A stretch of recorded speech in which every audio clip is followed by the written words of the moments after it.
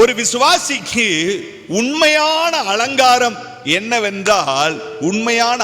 என்னவென்றால் உடுத்தியிருக்கிற ஆடை அல்ல, புதிய மனுஷனை தரித்து கொள்ளுவதுதான் ஒரு விசுவாசிக்கு உண்மையான அலங்காரம். அதுதான் அந்த விசுவாசிக்கு பலன். கர்த்தருக்கு ஸ்தோத்திரம். புதிய மனுஷனை ஒருவன் தரித்து கொள்ளவில்லை என்றால் அது அவனுக்கு பலன் அல்ல. அவன் சீயோனா இருக்கலாம், அவன் பரிசுத்த நகரமா இருக்கலாம், ஆனால் அலங்கார வஸ்திரம் இல்லாமல் அவன் தூசிக்குள் கிடக்கிறவன் என்பதை நாம் மறந்துவிடக் கூடாது. கர்த்தருக்கு ஸ்தோத்திரம்.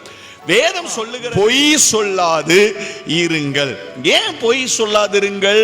அது யாருடைய வேலையாயிருக்கிறது? பழைய மனுஷனுடைய வேலையாயிருக்கிறது.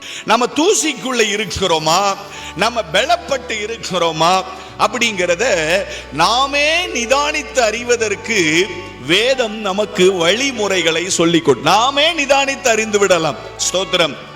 ஒருவனோடு ஒருவர் நாம பொய் சொல்லிக் கொண்டு நாம இன்னமும் நம்மை சீயோன் என்றும் பரிசுத்த நகரம் என்றும் அழைத்து கொண்டிருக்கிறோம் என்றால் நாம் தூசிக்குள் இருக்கிறோம்.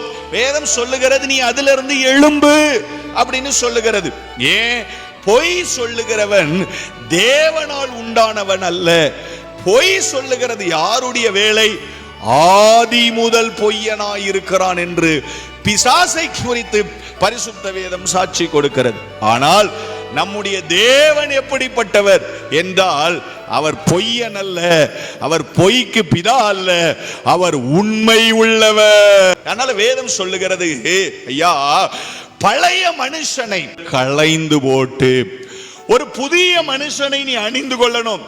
அந்த புதிய மனுஷன் எதற்காக நீ அணிந்து கொள்ள வேண்டும் என்றால் தேவனுடைய சாயலுக்கு ஒப்பாக பூரணமான அறிவை, ஞானத்தை பெற்றுக்கொள்ளும்படிக்கு புதிதாக்கப்பட்ட புதிய மனிதனை தரித்து கொள்ள வேண்டும். அதுதான் நமக்கு அலங்காரம்.